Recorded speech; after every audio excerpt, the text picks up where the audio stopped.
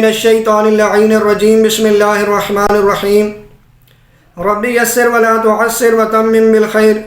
معزز ناظرین و سامعین السلام علیکم ورحمۃ اللہ وبرکاتہ۔ معزز ناظرین و سامعین، آج ایک ایسی حدیث آپ تک پہنچانے کی سعادت حاصل کر رہا ہوں کہ جو انسان کی زندگی بدل سکتی ہے، کیونکہ اگر اس حدیث کو ہم پڑھیں گے، اس حدیث کو ہم سنیں گے، اس پہ عمل کریں گے تو ہم راہ راست پہ آ جاتے ہیں، اور ایک بہت بڑی لعنت ہے جس سے ہم بچ سکتے ہیں۔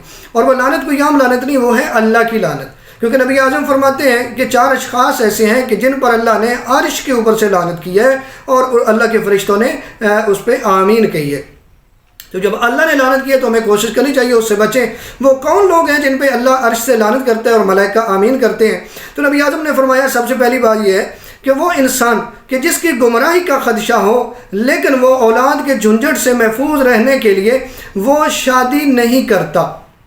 اکثر لوگ آپ کو ایسے مل جاتے ہیں کہ اولاد کی جھنجھٹ کی وجہ سے وہ کیا کرتے ہیں، شادی ہی نہیں کرتے، حالانکہ نبی فرماتے ہیں النکاح من سنتی فمن راغب عن سنتی فلیس منی۔ فرمایا نکاح میری سنت ہے، جو اس سے روگردانی کرے گا وہ مجھ میں سے نہیں ہے۔ یہ اگر آپ دیکھیں تو دوسری چیز نبی اعظم نے جو بیان کی کہ پروردگار جن پہ لعنت کرتا ہے وہ کون ہے؟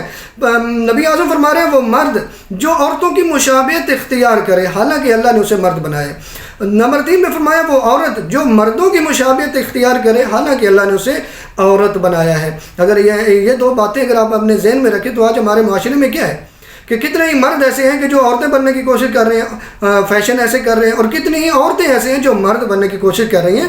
لیکن نبی فرما رہے ہیں کہ ایسی عورتوں پہ اور ایسے مردوں پر اللہ نے عرش کے اوپر سے لعنت کی ہے اور ملائکہ نے آمین کہی ہے۔ ہمیں کوشش کرنی چاہیے اس سے بچیں۔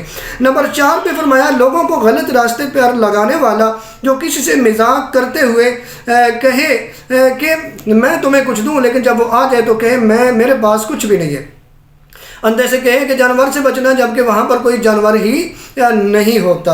یہاں تک کہ کوئی مسافر کسی مکان تلاش کر رہا ہو اور وہ اسے غلط مکان کی رہنمائی کر دے، یعنی ان چیزوں سے ہمیں بچنا ہوگا، نہیں تو نبی فرما رہے ہیں کہ اللہ کی لعنت کے ہم حقدار ہو جائیں گے۔ پروردگار سے دعا ہے خالق کائنات ہم نبی اعظم کی احادیث پہ فرامین پہ عمل کرنے کی توفیق عطا فرمائے۔ والسلام علیکم ورحمۃ اللہ وبرکاتہ۔